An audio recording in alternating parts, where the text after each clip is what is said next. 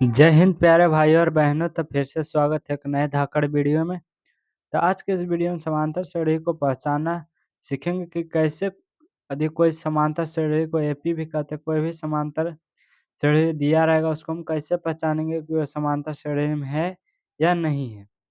इसका बस बेसिक सा ट्रिक समझ जाइए कि जिसका अंतर सबका यानी सार्व अंतर समान होता है, यानी कि एक समान होता है, तो वो समांतर श्रेणी में रहता है। जिसका अंतर समान नहीं रहता समांतर श्रेणी में। हम दो तरीके से आपको हम बताएंगे। पहला तरीका जो नियम से फॉर्मूला सूत्र की तरफ से, और एक बताएंगे बिना सूत्र से निकालना। देखिए पहले हम सूत्र से समझते थे। इसको देखिए, इसको हम बोलेंगे T1, इसको बोलेंगे T2, इसको बोलेंगे T3, इसको बोलेंगे T4।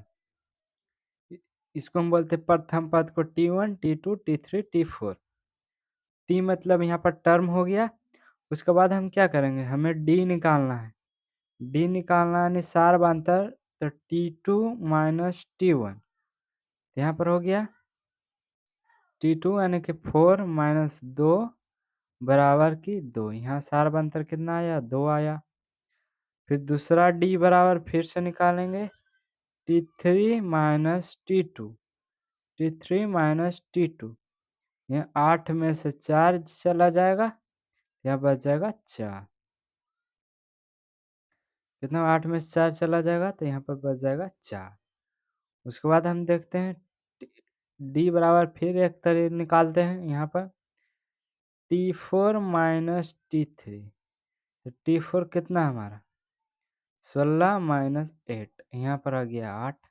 अब देखिए किसी का D यानी सार्वधातुक समान नहीं है, यानी कि सार्वधातुक यहाँ लिखेंगे सार्वधातुक समान नहीं है, समान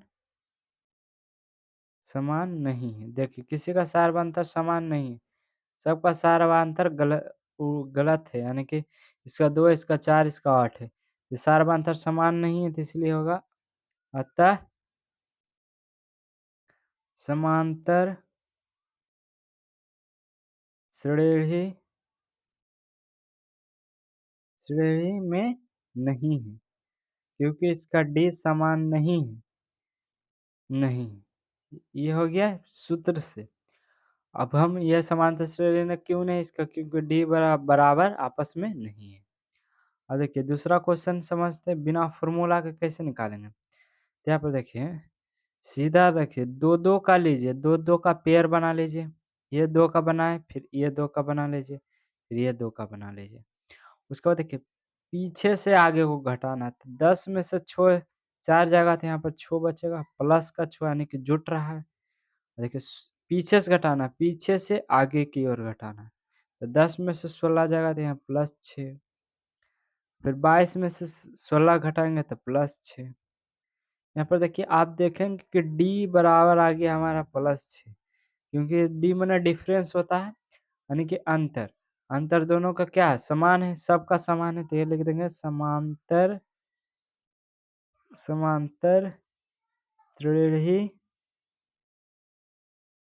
श्रेणी में है।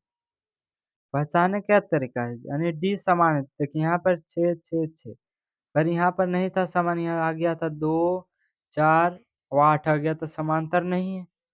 समांतर कहने का मतलब एक एक ही नहीं है, 6 6 आया तो यहाँ पर 2 नहीं है, ये है समांतर से। तीसरा क्वेश्चन भी एक देख लेते हैं, आपको पूरा क्लियर हो जाएगा।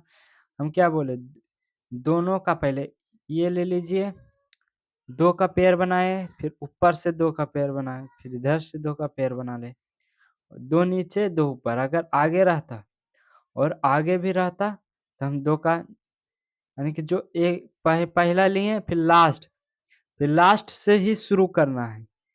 देखिए पहला लिए दूसरा, लास्ट से हम यहाँ पर शुरू किए, उसके बाद फिर लास्ट से अंत किए, फिर अंत से शुरू किए। उसके बाद पीछे से हम घटाएंगे, 9 को घटाएंगे 6 से तो हमारा +3 बचेगा।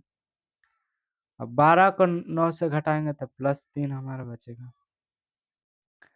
15 को 12 से घटाएंगे तो +3 घटेगा। ठीक है, देखिए D यानी कि D कितना आया, +3 आया। यानी सबका बराबर है डी, डिफरेंस यानी सार्वंतर बराबर है, तो समांतर श्रेणी में होगा। यदि समांतर बराबर नहीं होता है, तो समांतर श्रेणी में नहीं होता है। समांतर श्रेणी में है हो जाएगा यहाँ पे। तो चलिए मिलते हैं नेक्स्ट धाकड़ वीडियो में, जब तक के लिए जय हिंद, जय भारत, वंदे मातरम।